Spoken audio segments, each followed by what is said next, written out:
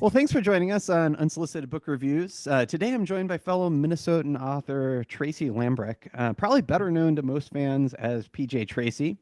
She's an award winning New York Times bestselling author with a slew of thrillers under her belt, 10 books, soon to be 11, in the Monkeewrench series, and her four-book so far, maybe more So coming, far, four book, yeah. Detective Margaret Nolan series based in Los Angeles. And as I alluded, there is an 11th book in the Monkeewrench series coming out, The Deepest Cut. That's coming out on the 9th of September, right? Yes, very good. Awesome. Looking forward to that. But Yeah. instead of actually talking about her books, today we're going to talk about a book she chose, which is The Partisan by David Worrall. It came out in Patrick, 2022. Patrick, Patrick. Oh, yeah. I'm sorry. I don't know why. I think I just had David on the mind for some reason. But thanks for joining me. I'm really excited to chat about books today. So Well, thanks I for. am thrilled. Thanks for having me. Because as we were saying before we recorded, I just love chatting with you, and I'm super excited to talk about somebody else's book.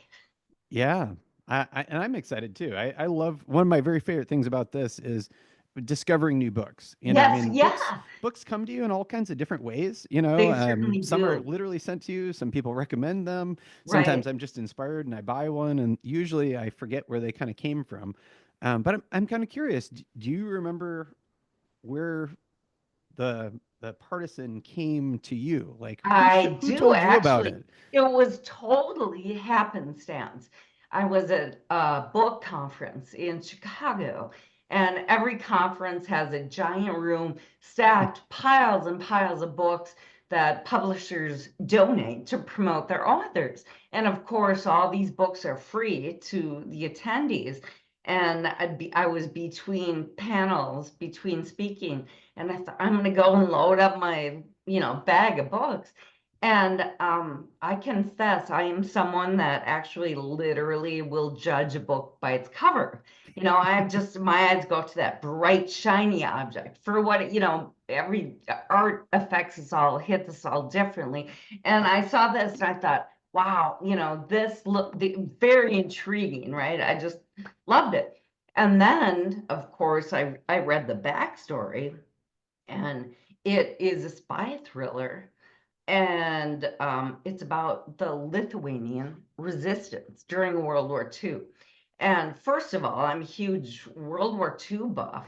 Second of all, I'm also a Russian major.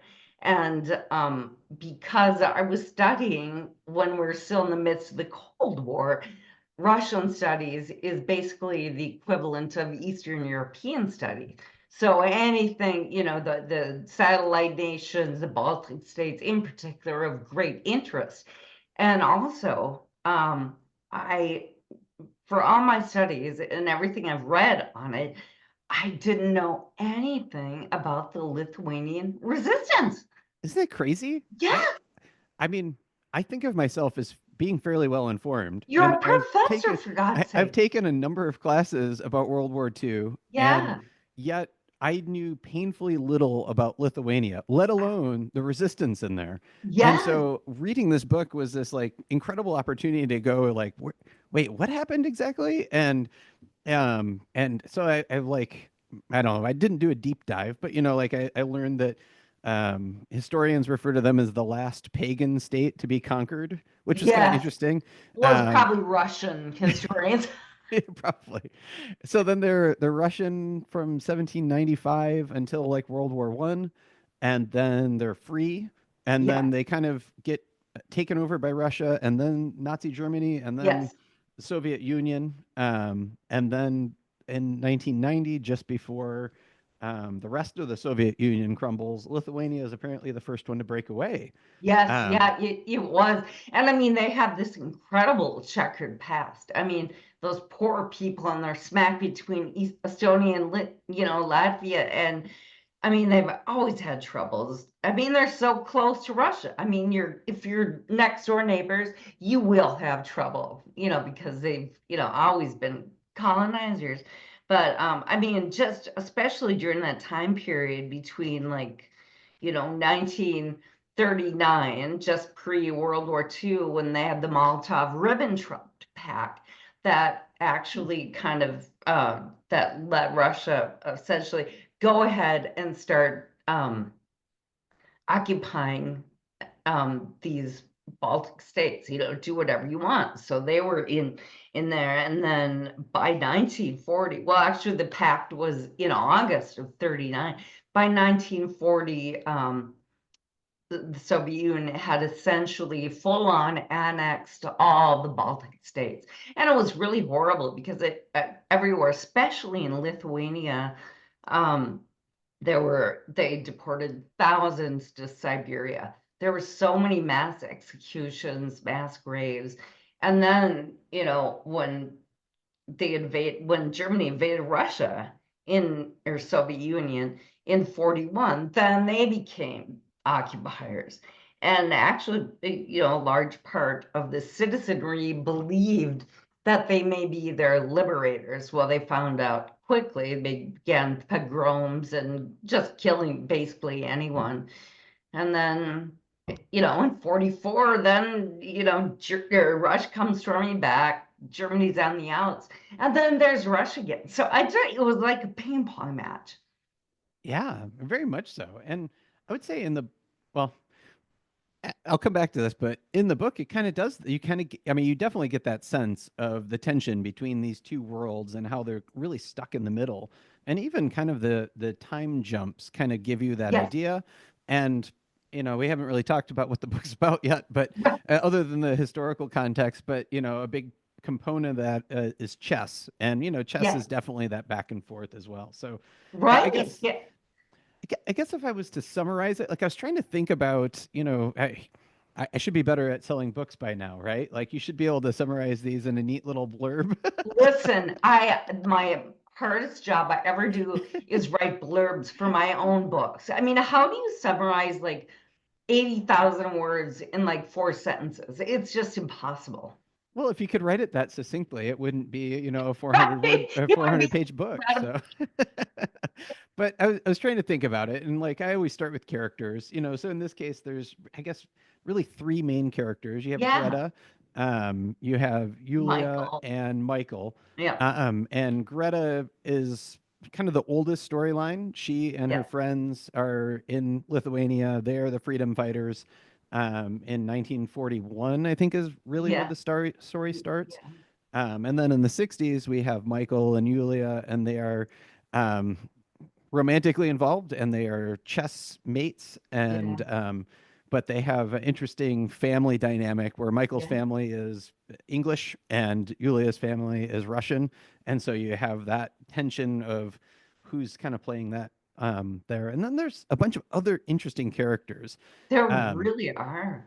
and And I think, it was really brilliant in so many ways, but um, the way that he brought tension to everything.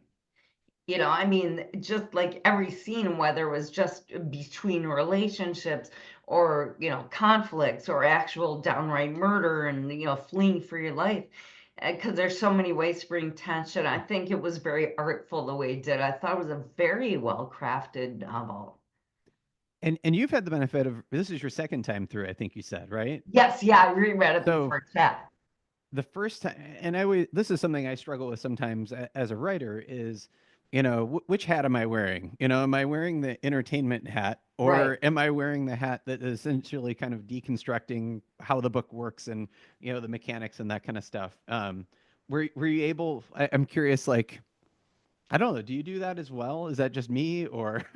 Well, I don't, well, actually, no, I read actually for pure entertainment. But the funny thing is, like, I have this divided brain. So as I'm reading for entertainment, I'm picking apart and dissecting. So if I'm not enjoying it, I can't help but think I'm not enjoying this because, and if I am enjoying it, it's like, oh, I'm enjoying it because of this. So it's kind of, it's a duality that I've always had, but I totally get it because, your job is to be succinct and get up there and lead a discussion about a book. So you have to analyze it more. And also, being a professor and teaching, that's what you have to do. In order to impart knowledge, you have to break it down like that. Yeah, I suppose that is very true. You're right. I mean, there's definitely that. Students often want the so what. Why am I reading this? So what? Right. What's the point? What am I supposed to get out of this? Right. And sometimes it is, the thing is like make sense out of this. Deconstruct it. Some books ask you to come and do work. You're Yes. you're supposed to be able to unpack and make sense of that. And Yeah. I feel like this one does a good job of requiring some work to put pieces together. The Yeah. ending Yeah. I felt was satisfactory. Like I felt I left feeling like it was in a good place where, some leave them completely unresolved and you're Yeah. left kind of wondering what happened. Um, but I'm curious also just to go back really quick, why this book? Of any of the books, why'd you choose this one? Well, just because of my fascination with both the time period it was taking place in, and and Russia, of course, it's dear to my heart, and the Baltic states. That whole entire part of history, I spent a lot of blood, sweat, and tears studying. So right away I knew it was going to be a great book for me. But interesting, oddly, is that spy thrillers have never been a genre I aggressively gravitated towards. Even though I wanted to be a spy, genuinely, I wanted to be a Really? spy. Yeah, but I never, I didn't cut my teeth on Ludlum or any of the, read a couple Ken Follett's and I enjoyed them, but it just kind of maybe there was enough blood and guts. I don't know. But yeah, I just it was a whole thing, it was that background that was fascinating to me. And I always love to say, I'm probably going to learn something, which I did. Even any fiction based on reality, but I really became engaged because of the characters and shifting in time and just as I mentioned before, the incredible sources of tension, they were rife through that. And I also love the characters, like even a secondary character like Johnny the Norwegian and his relationship with Greta, and even the boys and Michael's, when he was, at Trinity. No, his father was at Trinity. He was Yeah. at Cambridge, right? And even, it's just so interesting. And really, I mean, the characterizations were, I think, authentic and delightful, and they seem to be written effortlessly. Hmm. Yeah, I found myself kind of gravitating towards. I mean, Greta is hard to not like. I think. Yeah, right. Yeah, I she's mean, yeah, she's a freedom fighter. She's fighting for justice. She becomes yeah, very good at killing people. Like, I yeah. mean, what's not to like about What's somebody not like to love? that? But the one character I found, I think, like if I was to choose one that I found really interesting, it was Vasily, or Oh, yes, yeah. Anyway, he was the most morally ambiguous character, he and was. I find myself gravitating towards those because I find them interesting when you're not sure exactly what their motivations are or where Yeah, their line is. You know, you have in this you really have these kind of stark Greta, like exactly where she stands for, what yeah, she's right. going to do. You can kind of anticipate, what how that's going to work. Not to say that there's intention with that, but at least you know where she aligns, And then you have Karpov, the villain, and he is Oh, just yeah, as villainous. he So is. Vasily kind of is in the middle, which is kind of a fun character there. But I agree, and you never know where his loyalties lie and why, because I mean, right away he makes it possible for Michael and Yulia to get together, and you're wondering right, why. And then his you're the connection. chaperone. What are you doing? And then, there's that in the background, there's Eula's very powerful mother, who's, the first female member of the Politburo. And he's kind of her guard dog. And you just see all this stuff, and you're wondering. And then what really fascinated me at the end was when he went to fight Franco in Spain. And then you get this whole backstory very Yeah. near the end about Vasily, and it's like you know, the one thing I kind of do regret a little bit is that he was such a great character and his arc was incredible. But he never, I mean, he was tied up, you know, he was gonna go back to Russia and be the good guy. But I kind of wanted to know a little bit more about his current life. Yeah. You Yeah, know, I that would mean, have been a nice maybe there's another one. I mean, this is, as far as I know, this is Worrell's first book. yes, Um, yeah, yeah, oh, it I is. actually, now that I say that, I did see he had another book come out that was I think it was a prequel. I think it was Greta's Oh, story. Let me see. really? I Because left my, this was published in 2022, I think. So it was a while, a couple of yeah, years ago. let's see. Sorry. I wrote it somewhere. 2022, blah, blah, blah. Shoot. I had it somewhere. Anyway, yeah, I swear he put one out in 24 that was Okay, about Greta, and then there's a third book that's coming out later this year. I'll find wonderful. it so that I make sure to include it in the links or Yeah, whatever. well, I Um, definitely will because I'm going to forward to the prequel that I but missed. but the third one, it does not appear to be about these characters at all. It seems like it's a Okay. new thing. So these two are just kind of connected, um but I don't know that we'll get more about Vasily in the present. Like he, which is too bad. Yeah, It'd be it is interesting too to know bad because more I about what agree. happened. I loved him and probably he was arguably the most complex and interesting character. And I just have to mention I love the epilogue Yes. with the Oleg. I just thought Yeah. that was brilliant. Yeah. Well, we won't spoil it for everyone, but No. yes, it's nice. Oh, I'm sorry. Like sometimes, well, that's fine. Sometimes you, I don't know. Like sometimes the epilogues, it's like, yeah, you could have stopped, but this one was very satisfying. I You like want that. you exactly because I agree. Epilogues sometimes are like you're tacked on because you were too lazy to finish the story properly, you know, in real time. But this was important. It was satisfying. Perfect word for it. Yeah. Um, it was interesting. I was trying to think of, shoot, what was the other thing? Oh, one of the things that Worrell said in an interview was that he started this book for two reasons. One was he saw a photograph of three female resistance fighters, Oh, I assume in a museum somewhere, and so he wondered about their story. And then it occurred to him that he wanted to write a Romeo and Juliet oh, of the Cold War era. oh, And I thought that interesting. was, sometimes you struggle for like the perfect elevator pitch, but Yeah, like if you were to pitch this book as like Cold War Romeo and Juliet, it's like brilliant. Totally. but But it I was always, Romeo and Juliet that didn't end in tragedy, so that's even better. right. Yeah. I always wonder about those like sparks for projects and things like that, like you said, this one comes out in 2022. And I also try to think about like what was in the air at that moment that, sometimes it's just a book and you're like, this is the story I want to tell right now. But other times those things I think attract you because of something that is current, that Right. it's easier to write about what happened in the past. And so then I start wondering about the dates. There's 41, which obviously we're in the war. There's 61, and then 2004. And I don't know my history well enough to remember what was going on in 2004, if there's a reason specifically that he chose that time for Greta to kind of be recounting and, kind of being interviewed. Um, I don't know.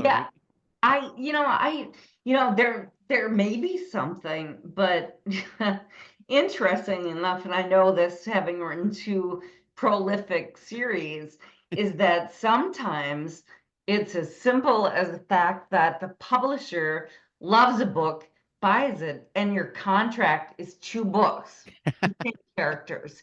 So then you're forced to take these characters in which you wrote as a standalone and move it forward into a second book. Now, I'm not saying that's what he did, but I'm saying I've been in that situation twice.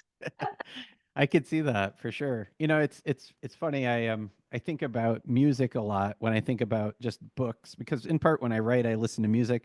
Uh, But for me, the first album is almost always my very favorite album oh, that a yeah. band puts out. And with first books, You know, there's a lot of pressure on those to kind of make it, but it also, as a writer, I mean, something had to really compel you to take this thing and push it that far, and to go against the grain of all of the struggles of the publishing world, you know, and all the Yeah. challenges out there. So I do wonder, like, what was it about this story? Like, did it just really get under his skin? Was he just, you know, kept thinking about that image and that idea of Romeo and Juliet in the Cold War? Did he Or if just, even Romeo and Juliet, it was kind of secondary. He saw the photo. And when you look on the back, his bio, his background, he's been all over the world. He's been a journalist, court reporter, have a Channel 4 News, I mean, fact check. And so he's got to have so much teaming in his mind. So he may have drawn from that vast reservoir of things and just, pieces fell together. Because I think, every author, every writer, whatever you write, there's always the kernel, like the picture. And then you make up stories about what you see or what you experience. And then you just kind of riff. And, maybe he had just watched Romeo and Juliet. I mean, it's just almost yeah, impossible. No, but I mean, he's clearly very knowledgeable. He clearly has a passion for that era, knows a lot about it. And also, I mean, in his dedication in the beginning, dedicated to obviously Lithuanian people. Now, that yeah, could have been somebody contacted for research, or it could be somebody he knew or interviewed or ran into in his travels, heard their stories, and kind of pulled that knowledge into this picture. How did he, first of all, like, how did he run across pictures of, three partisans in the first place? So maybe it all came together or it could have been completely random, I guess. yeah. The title is interesting too. Like, to think about that. Like, when I saw, when you told me the book was The Partisan, I immediately thought of political, Yeah, our yeah, current political climate, and like what it means to be partisan. And I had no, I mean, then I read it obviously, and I was like, oh, right. this is a spy espionage thriller. Got it. Okay. But I had never heard it used as a name for like a group like that, which is kind of interesting. Oh, Is that really? something you would come across like in World War II and Russian studies and that Oh, stuff? yeah, yeah, Okay. totally. Yeah, because I mean, it was just kind of the fighters. Well, I mean, we're used to the resistance, Yeah. but in that vernacular, anyhow, in my world of study, it was always partisans. Interesting. But I What? never thought of it that way too, because see, when I looked at the red figure and the spooky woods and the chess pieces, I knew right away it was going to be a thriller. Yeah. I do I mean, love a that spy cover. thriller. This almost is UPC like. I mean, Yeah, if we go it is. back a little bit, you know, and Yeah. Yeah. I mean, um you just kind of want to scan it and see what happens.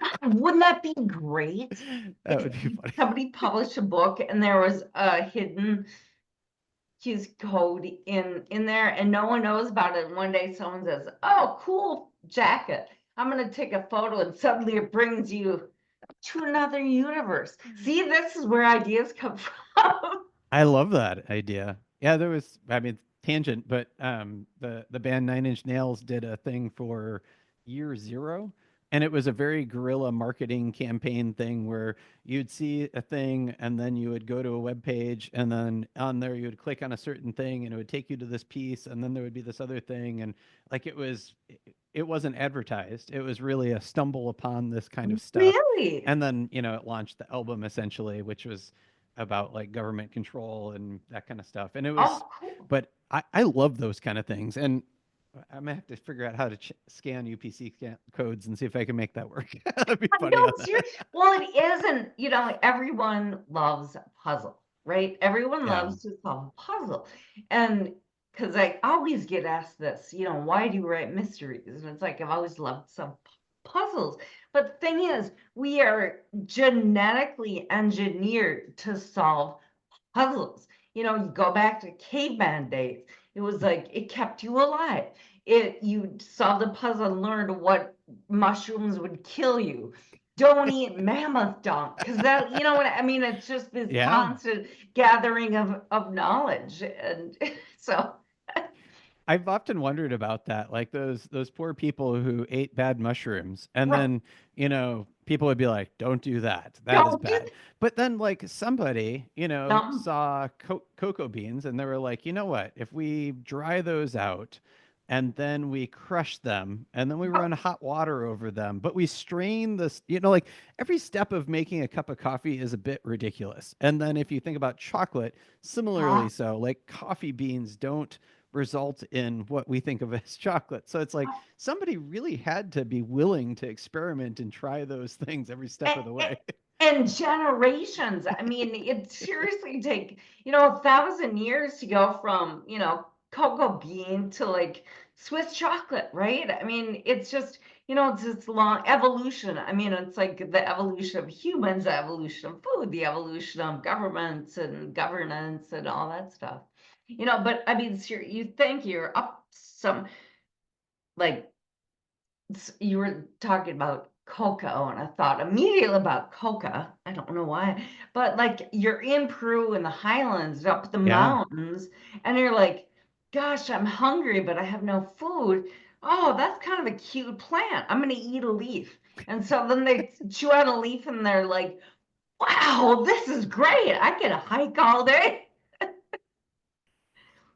Yeah, it is funny to think about those stories and just how we get to the food and some of the things we take for granted for sure. Um, Definitely.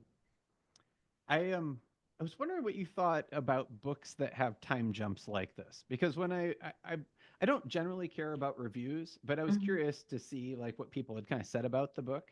And when I looked back, one of the major complaints people had was going between the 40s, the 60s, and the OOs or the aughts Oh, or whatever. Um, is that do you have preferences or thoughts about those kind of things, or is it just a I matter of think. whether it's done well? Well, yeah, right. I mean, that's real thing. I will, anything that's done well, I appreciate. And there are just some of these hardliners. Oh, prologues, never use them. They suck. Epilogues, never use them. Never use time jumps. And it's like you're so limiting. I love prologues when you need them, epilogues when you need them. Anything that's is in service of your book or your story is a good thing. Who cares about conventions or what Elmore Leonard thought about prologue. I don't care what Elmore Leonard thought about prologue.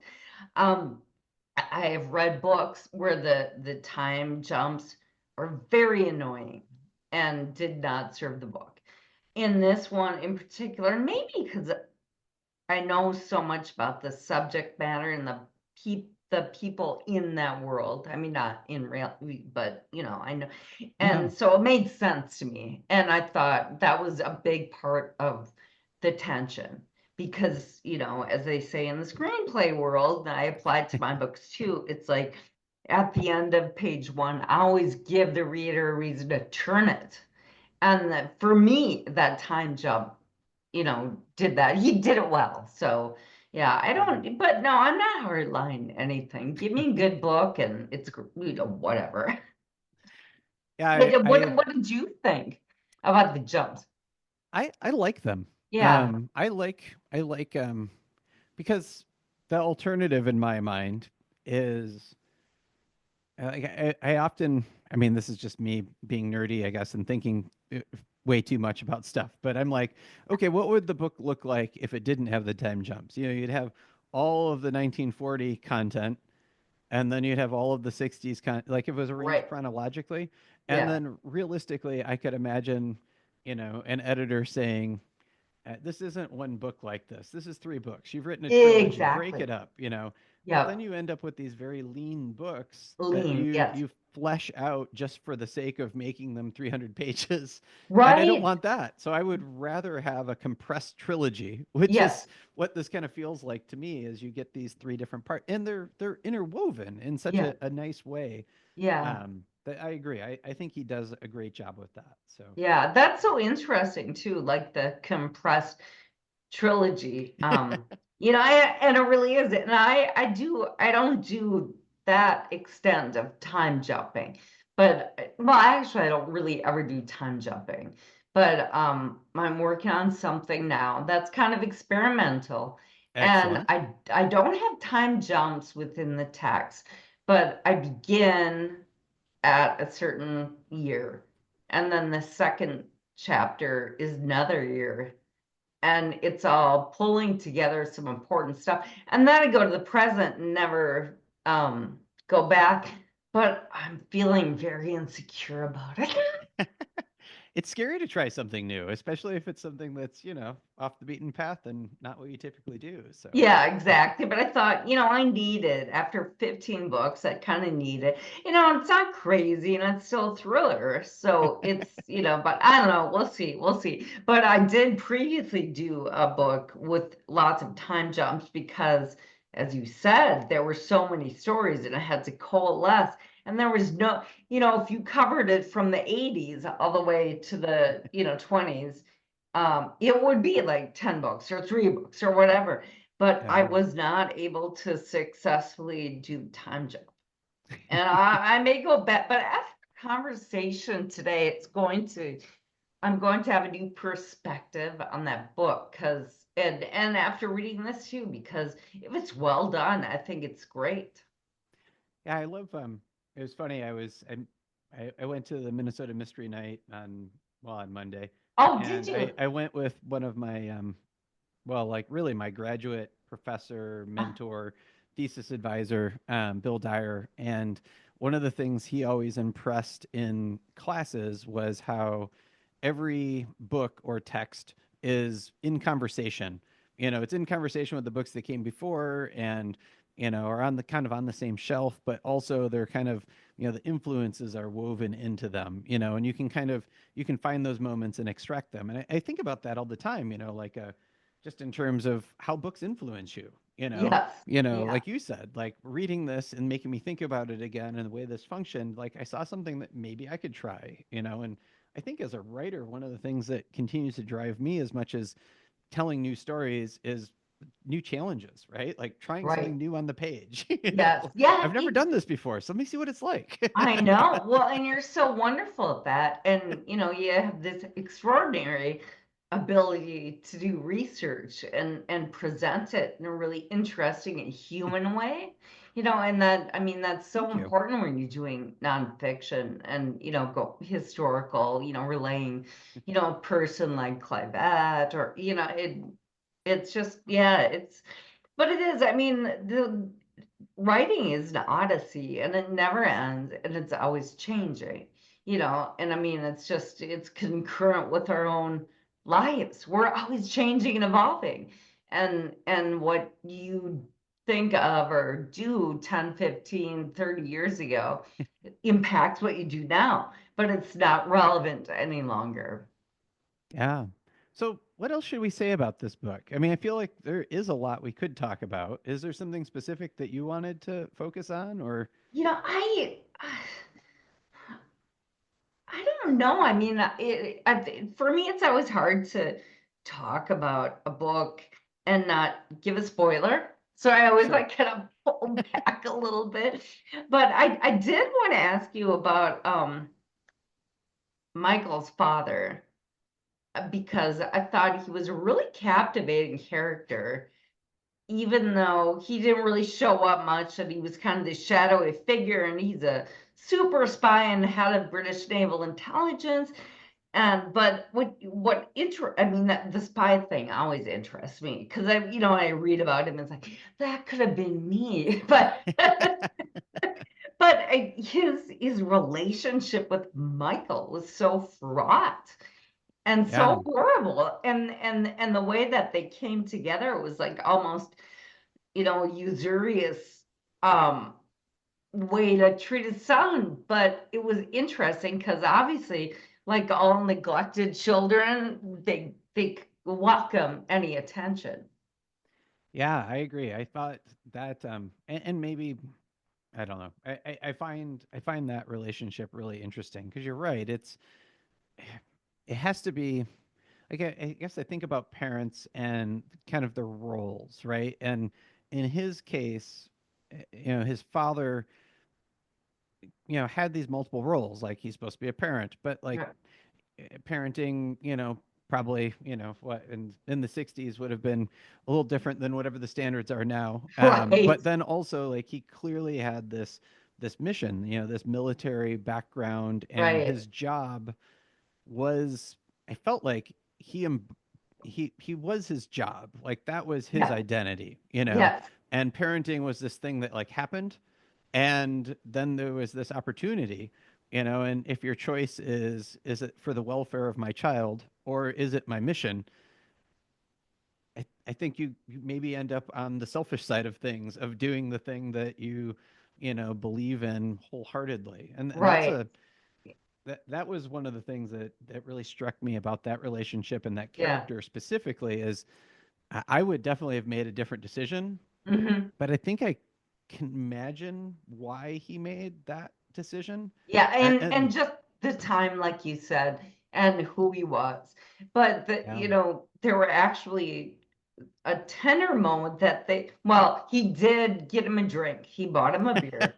Yeah. So that was one thing. But the other thing is that his regret, a father's regret came through a little bit off screen with the driver. Yeah. The driver had known him for a long time. So there were so many subtle interplays that made every character feel real and whole to me. And I was very impressed by that because, I mean, when I'm not working or on deadline, which is hardly ever, but when I'm not, I will read 10 books a week and I'll just go through and I'll read and I'll read and I'll read and I'll read. And this really, it struck me as like a great book, and it's just, and again, I have to preface that with, I'm so enamored of the subject that I spent a long time learning about. And because now I'm thinking it's like one of my other favorite books and brilliant, called Siberian Ice. And it was Oh, interesting. published it was just so good. I've read it like 10 times. It's quite long. And it was written by Donald, I can't remember. Anyhow, he has a amazing history, lived as a roughneck in Russia. He's a British guy, very similar backgrounds, actually. But it's not Cold War. It takes place in the 90s in Russia after the walls fell and anarchy reigned. And the characters are, basically it's a murder mystery, and he is a mayor of this small, crappy Siberian town, and they have no cops, they have nothing. So he and his driver, who just got out of 25 years in Gulag in Siberia, have to solve this murder. And then there's all the big, obersts and stuff that are coming from Moscow and telling him how to do his job. And it's this giant cover up, and it's like so rich, it's so Oh, wow. dense. Look it up. I It's will. really That's good. totally right up my alley. Yeah. I Yeah, I mean, it's funny.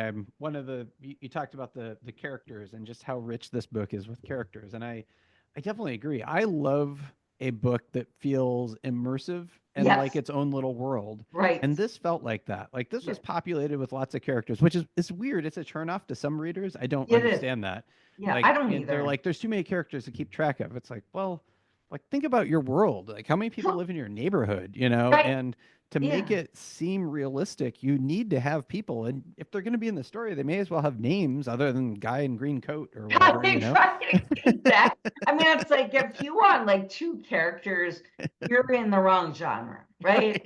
Right. Yeah, and especially in a espionage thriller, Right. any of these kind of books where like you're supposed to puzzle it out, like there should be more than three moving pieces, right? Like Exactly. And the thing is, in every good book, people are the clues.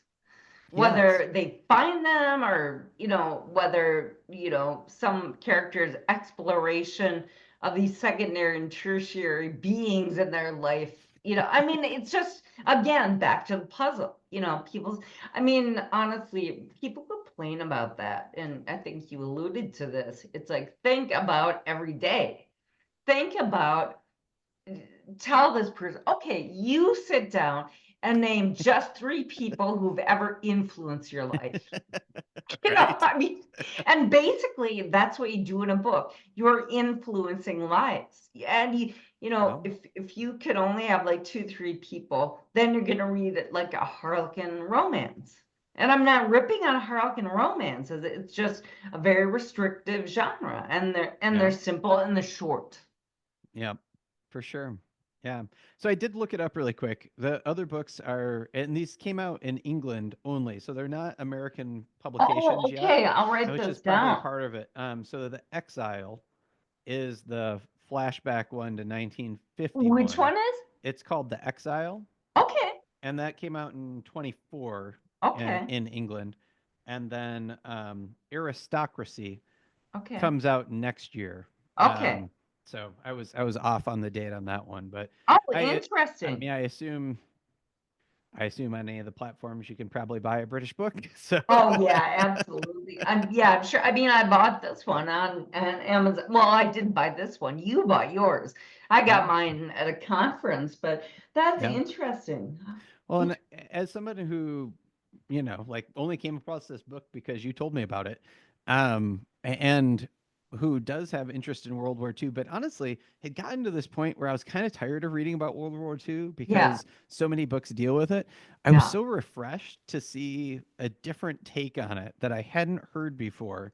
right. And the story was so rich that it's totally a book I'm going to read again. Like, I think it Yeah, really benefits from a second read y- because once you kind of hold all the pieces together, then you can go, okay, now I want to just kind of immerse myself and enjoy the moments that you have, like the moments with the driver and Michael's dad, like the some of the Vasily's moments, and like just you can just kind of savor those a bit more. And so yeah, I'll definitely go back to it. But yeah. I really did on the second read. It was just kind of fun, and then you just see the interesting thing. Like I didn't really get the level of Vasily has a sense of humor.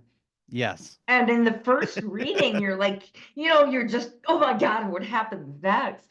But then, you get all these additional nuances that are really cool. And that's, I loved his character, and just the way that he just absolutely ribbed Oleg, because Vasily's obviously really smart, and, Oleg is binging and purging. yeah, But even definitely. something as simple as that, God covered later in a backstory. Why is Oleg, binge a purge? I mean, it was cool. It was just very cool.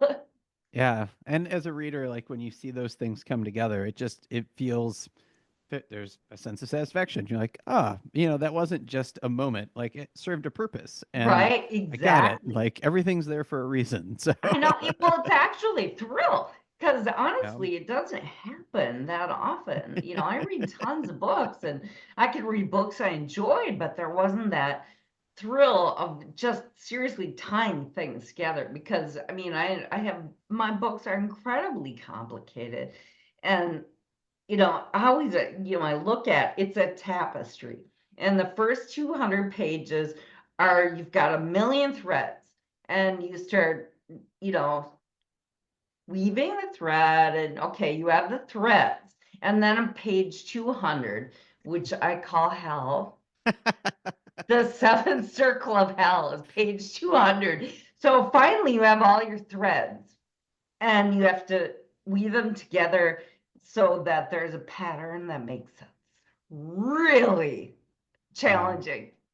And I'll say you weave that very well. Like the threads Thank you you. weave are wonderful and disparate, and when they come together, it is very satisfying. And Yeah, I love that. I mean, it really is a craft and an art. So well it done. really is a craft, and writing is a craft that you learn. It takes years and years and years. I mean, it really does.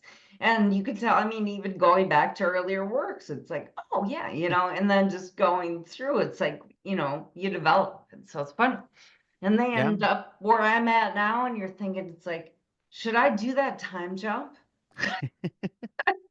Time to try something different. Right. Speaking of different things, I meant to ask you when I did the introduction, I found one thing online that I was curious about, and I couldn't verify it anywhere. So one of the sites said that you were in a rock band at some point. Is Oh, that hell accurate? yeah. Oh my Oh, God, I had absolutely. no idea. That's amazing. Well, I'll give you a brief one on this. I was actually I studied voice, classical performance voice at St. Olaf. And Okay. ever since I was a little kid, I wanted to be either spy or an opera singer. The first time I heard opera, I was 5 years old, and I fell in love with it. It just touched me in a way that nothing did. And I have a Wow. very musical family, and I started singing young, even though I can't sing opera. St. Olaf has an amazing music program. And so immediately that was like going to be my minor vocal performance, and had an incredible teacher and was in the choirs there. And music was my love. There's nothing that makes you feel like when you hit a high B flat, and just, I mean, it's like the best drug ever.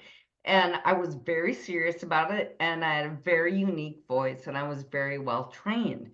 And after college, I continued and did like courses in operas.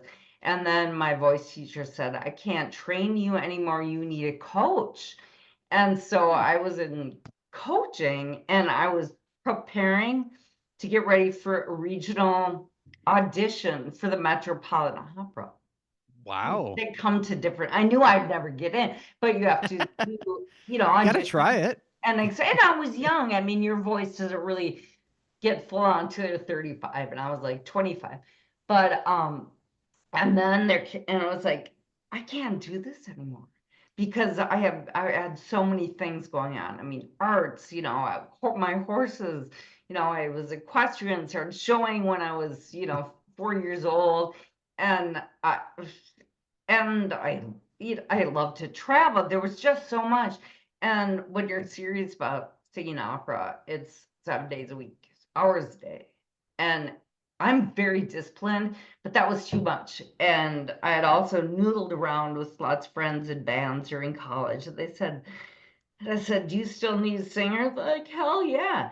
So I went back to let's drink and smoke and party instead of 7 hours a day. So I joined a rock band, and there were a couple iterations and personnel change, obviously. But I finally, in 1994, we formed a core band, Polk, and we played for all through the 90s, actually in Wow. Minneapolis. We were kind of a working band. None of it, we all had day jobs. None of us had delusions about being a rock star, but we all loved music and we all got along. So we played Fine Line, 400, Uptown, 7th Wow. Street Entry, Nice. and we gigged like, a couple times a month all year. That's awesome. So it was Wow. How? really fun. And So, then we lost our drummer. I mean, mm, we didn't lose him, he moved, and sure. we couldn't find a new one. And then I moved to LA. So, but I had Interesting. music was a huge and wonderful part of my life, both opera and And when you were in LA, you didn't start another band? Like that seems like where rock and roll is supposed to be, isn't it? Like it Los is, but Angeles is you where know you what? go for the No, contracts. well, the thing is, it's like when you don't have a band and you were never serious about it, and Sure. you're classically trained, where do you go? I mean, I knew tons of musicians. They were all super famous, right? I mean, you're not going to say, do you want to listen to my audition tape? Sure. And I was very hardcore into writing on screenwriting then. And so it's like, you can be a big fish in a small pond, but if you go to LA with any delusions that you're good, in anything, I mean, it's like, I remember sitting across from Jeff Beck at dinner, Wow. and I'm like, yeah, no, okay. I mean, if it was that caliber of people. That's funny.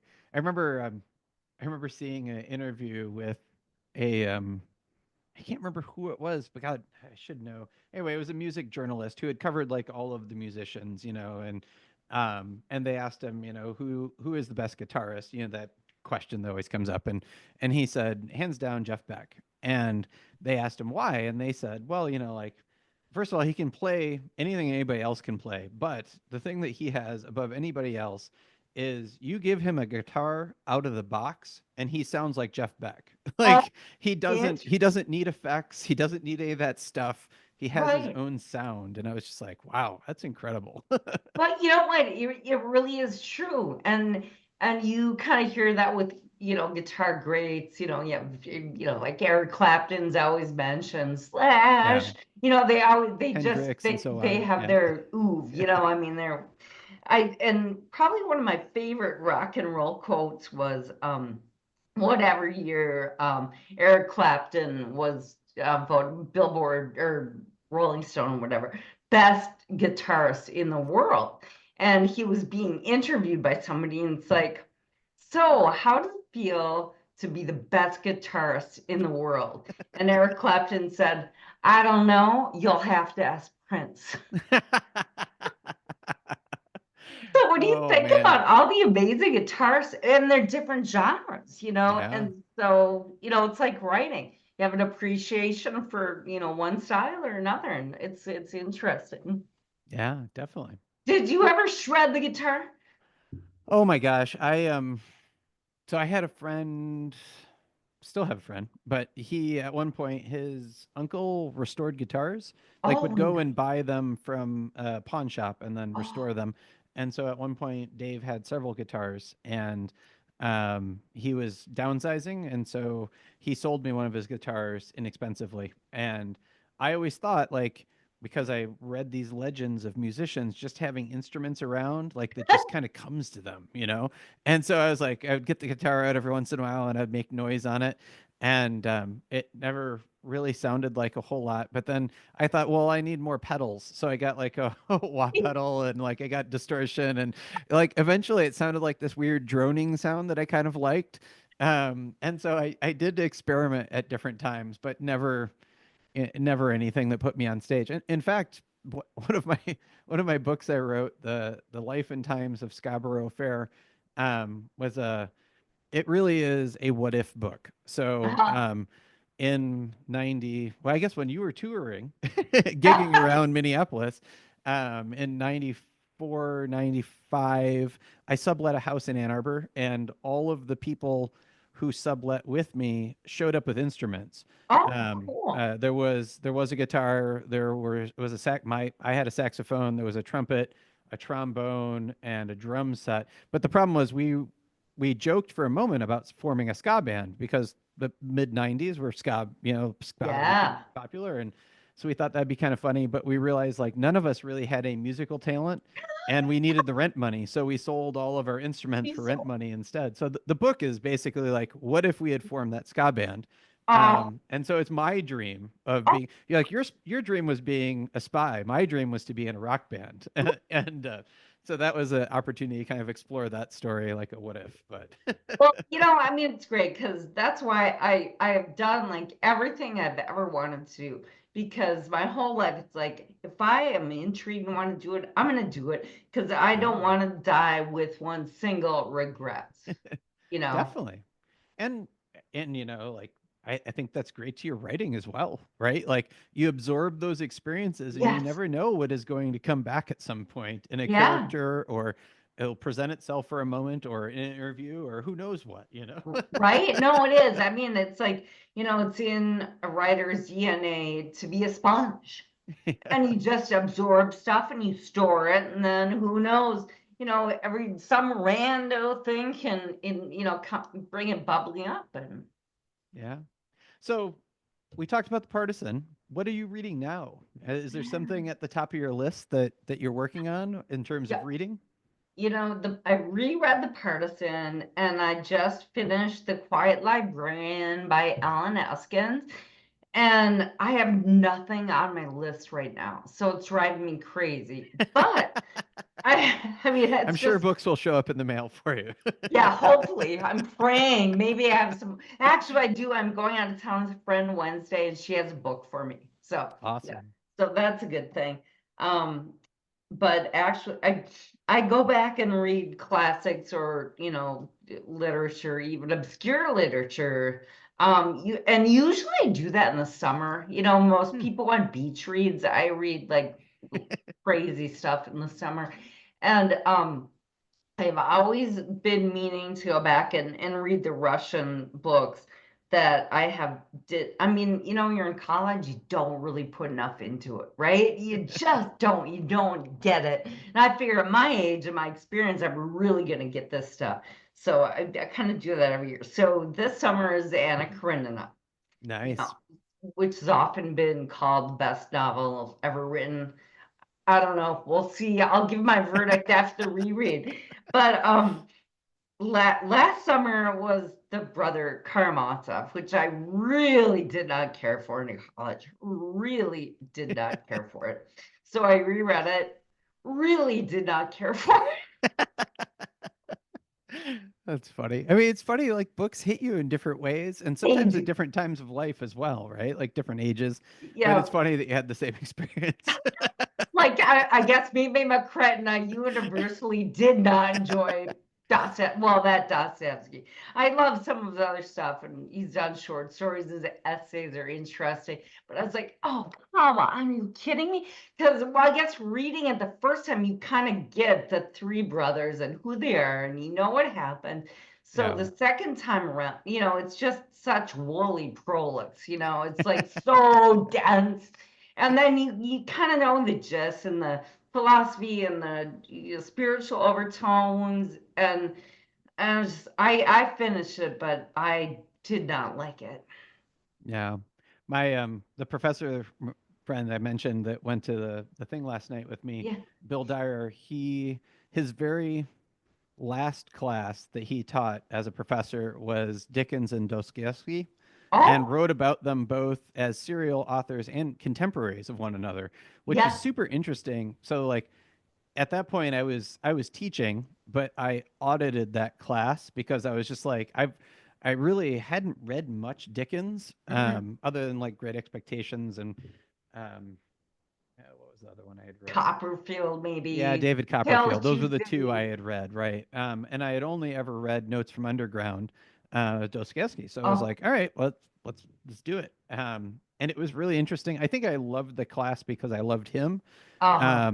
And being exposed to new literature was always interesting. So, um, Exactly. Yeah, I think totally. we read 5 novels by each of them, something like that, over the Oh, course of 15 wow. weeks. So, Oh my Lord, that's that's a lot.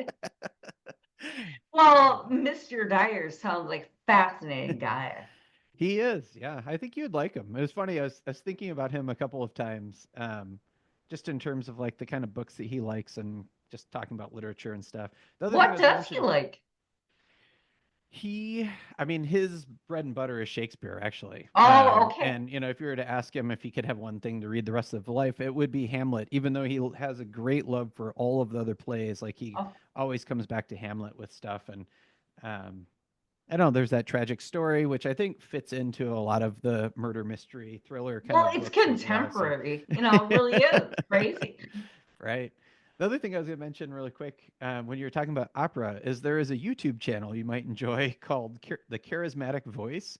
Uh-huh. And she is a classically trained opera singer. Uh-huh. And what she does, because she spent so much of her life immersed in opera, what she does then is she does kind of the reaction videos to pop music that she's unfamiliar with, and then she analyzes the vocal performance. Like, this is what's going on, Interesting. this is how they're making that noise, that's not good posture. Like, they're doing a bad thing to their throat right there. Oh, yeah, right. Exactly. Hey, I would love it because I know exactly. So yeah, it's funny because I do that all the time.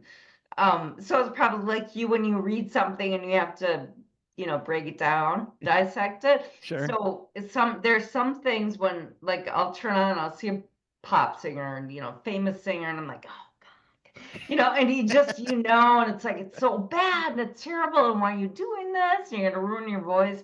It's funny because my voice teacher is actually world renowned opera singer, mezzo, and still a very dear friend. And she was hired in the 80s um, to save many, many young voices Oh, interesting. from getting ruined. Now, do you remember the Jets? There were, Yeah. yeah, right. Well, the manager hired Janice to train them how to sing without, because they were like young. I mean, young, late teens or whatever. And she's like, they will have no voice in 2 years. It's a big thing. And same Yeah. with Adele, Stevie Nicks. I mean, all those people ended up, almost never seeing again because they damaged it. And proper tech, I mean, I was classically trained, but it was kind of an indie punk band. But you don't have to scream to make false sounds, you know what I mean? So I did charismatic voice. So I will write it Yeah. down. Sounds good. I think you'd enjoy it, but I would, because I'd be like, yeah, you're right. yeah. Well, thank you so much for chatting about Patrick Worrall's. I'll get his name right this time. Patrick, not David, the partisan, Brother. and letting me know about this. It was fun chatting with you and just discovering a new book. So, Oh, anything I else you want love to it. mention aside from your book again coming out September 9th, Yes. 2025? So make sure you get a copy of it. Yes, right. I'm waiting for my art, so I'm waiting for my copy too. But Awesome. Michael, it's been a blast as always. I love spending time with you, and it was great. It was awesome. Thank you so much. Of course. Thanks, Tracy. Yeah. Thanks for listening. You can find out more about me at my webpage, michaelmacbride.com, or on most social media platforms with the same handle, at Michael MacBride. That's MacBride, like Mac and Bride. Let me know what you're listening to, or if you read one of these books, leave me a comment and let me know what you thought. Have a great day.